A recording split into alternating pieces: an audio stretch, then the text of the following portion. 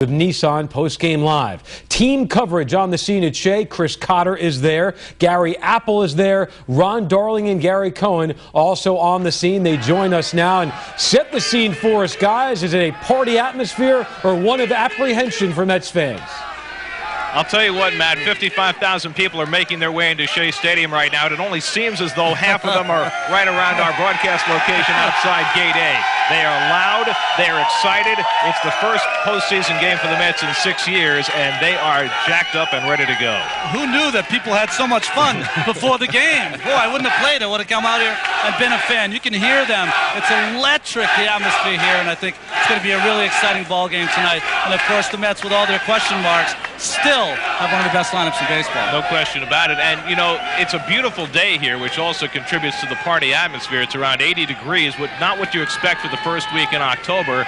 And you can tell that the fans here, although they know that pitching is a concern, they also know the Mets were the best team in the National League all year long, despite having to run through 13 different starting pitchers. You know, Gary, think about it. I don't think there's any team in baseball that could bounce back with all the noise and all the bad results they've gotten recently with Pedro, of course, with El Duque. But this team has done it all season long. 13 different starters, like you said, and it doesn't really matter to them who's pitching for their side. It seems they care about who's pitching for the other side. Throw anyone out there, the Mets offense feel like they can get the job done. Throw anyone out there, they feel like defensively they can make the plays. And the Mets seem to me, to a man in that clubhouse, that they are not going to be denied. And, you know, it really seems as though this has been the theme of the Mets season. You go all the way back to spring training and all the question marks about Pedro and his toe, and he wasn't able to pitch on opening day, and that was a concern, but it didn't really matter. And they lost Brian Bannister 3 weeks into the season, and it didn't really matter. And they kept on losing pitchers, and they kept on winning.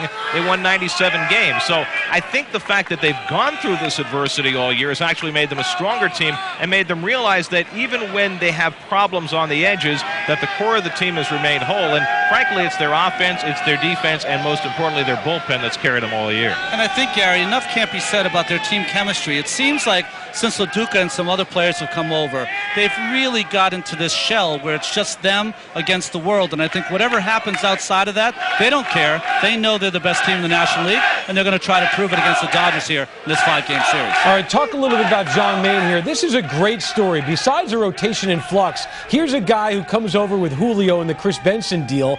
Is he the kind of guy who can turn on a dime and all of a sudden turn in a great performance when he was not expected to take the ball?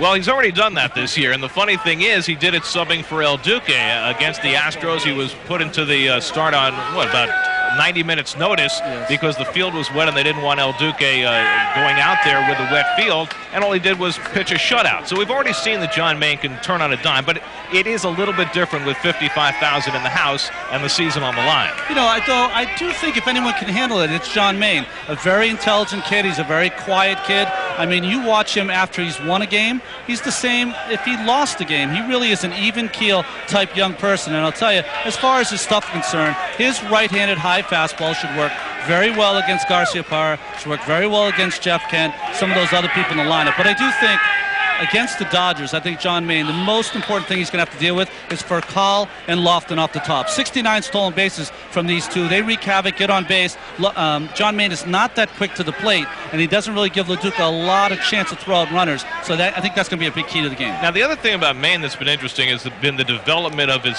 secondary pitches, because he's very much been a fastball pitcher all year and still trying to work at developing a better repertoire. You know, I sat with him in Washington after his last start, and I was telling him that I was more impressed with his last start than I was with his 4-hit shutout. The reason being is he mixed in a slider, ended up getting Alfonso Soriano to hit into a double play, plus threw many changeups. And I think to have a young pitcher evolve during the course of the season, that says a lot about his intelligence. No question about it. And Matty, if you were going to take a guy who had the right temperament as a rookie to be shoved into this spot, I think he's the guy, because he's very quiet.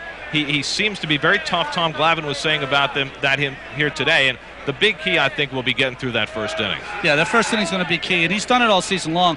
He's really one of those guys that pounds the strike zone early in the game, and let's hope he's able to do that today. All right, well, Willie Randolph talked about his Game 1 starter. Here's Willie Randolph on John Maine. We obviously want a quality start, whatever that means. I mean, 5, 6 innings. Ideally, we have a strong bullpen. We're going to lean very heavily on our bullpen this whole series. So we just want a nice, sound quality start. And who knows? I mean, all you need is one game, one performance, one outing, and you win a ball game. So hopefully Johnny will give us that today. All right, that's Willie Randolph talking about Maine. And guys, before we get into how the rotation will shake out as the series rolls on, let's talk about Derek Lowe here. 2 years ago, this guy was an absolute stud in Boston when they went on and won the World Series. He has been hot lately. We know all about the sinkers. What do the Mets have to do to get to him? Well, Derek Lowe, we know, can be a hot and cold pitcher, and right now he's as hot as he can possibly be. Watching